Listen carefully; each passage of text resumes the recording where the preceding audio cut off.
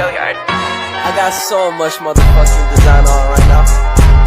Break it down, bring it back, make it clap. I got 3 old thoughts, new block, where that day. Bitches on my line, and you know. Selamat pagi anak-anak. Baiklah, kalau ada pepatah yang mengatakan tak kenal maka tak sayang. Di sini kami akan memperkenalkan diri terlebih dahulu. Perkenalkan, nama saya Satriana Nita, biasa dipanggil Nita. Saya berasal dari Kecamatan Cibahilir, Kabupaten Kapuas Hulu. Perkenalkan, nama saya Margareta Elisnawati. Saya juga berasal dari Kapuas Hulu, tepatnya di Kampung Penai. Baiklah, kita langsung saja ke materi yang pertama, di mana hari ini kita akan membahas tentang teks deskripsi. Di sini siapa yang sudah tahu apa itu teks deskripsi? Pengertian teks deskripsi adalah teks yang menggambarkan secara jelas objek, tempat, atau peristiwa yang sedang menjadi topik kepada pembaca sehingga pembaca seolah-olah merasakan langsung apa yang sedang diungkapkan dalam teks tersebut. Selanjutnya ada ciri-ciri teks deskripsi.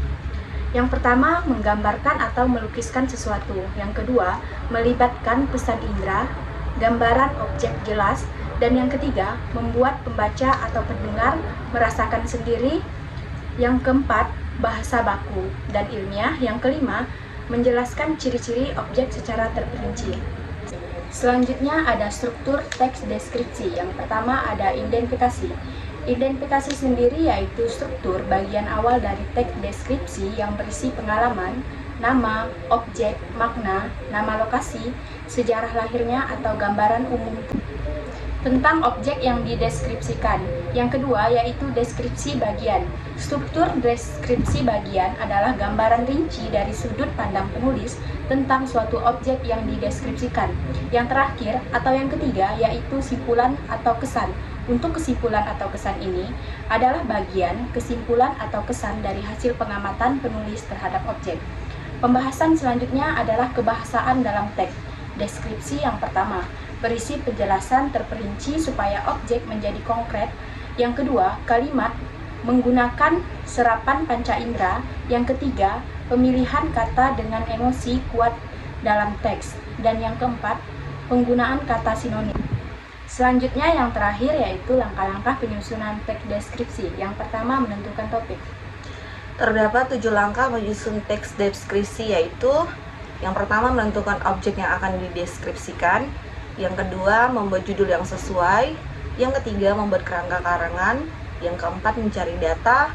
Yang kelima, menata kalimat ke dalam struktur paragraf deskripsi. Keenam, menulis secara rinci objek yang akan dibahas. Dan yang terakhir, menggunakan variasi kata yang menarik. Oke, yang lanjut yang kedua, menentukan tujuan penulisan. Menentukan tujuan penulisan teks deskripsi, yakni merinci atau menggambarkan objek dari sudut pandang penulis agar pembaca dapat merasakan, melihat, dan mendengar objek yang dipaparkan dengan detail. Yang ketiga, mengumpulkan informasi atau bahan. Yang pertama, tentukan objeknya. Yang kedua, lakukan pengamatan terhadap objek tersebut. Yang ketiga, membuat laporannya. Keempat, tentukan pokok tiap paragraf atau membuat kerangka cerita. Yang kelima, tulisan paragraf dideskripsikan tersebut sesuai dengan kaedahnya. Yang keempat, membuat kerangka tulisan. Pertama, menentukan topik dan tujuan karangan dan menentukan tema. Yang kelima, mengembangkan kerangka tulisan. Yang pertama, menentukan topik yang akan ditulis.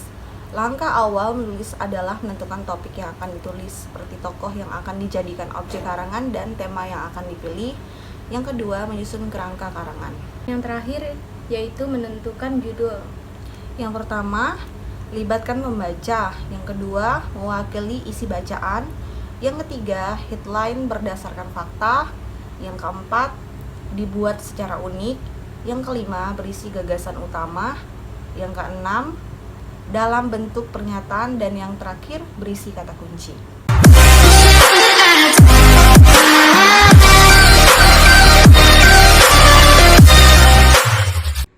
Baiklah anak-anak, di sini Ibu akan mengajak kalian untuk mendeskripsikan atau mencari makna dari yang Ibu jelaskan di depan. Baiklah, sekarang sudah ada segelas air yang di tangan kanan Ibu. Dan di tangan kiri Ibu ada korek api. Korek api ini masih bisa hidup. Setelah itu Ibu masukkan ke dalam segelas air. dan tentunya korek ini sudah tidak bisa hidup lagi.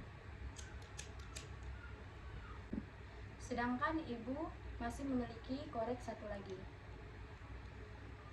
Korek ini bisa membantu menghidupkan korek yang sudah tidak bisa hidup lagi, dikarenakan sudah terkena air.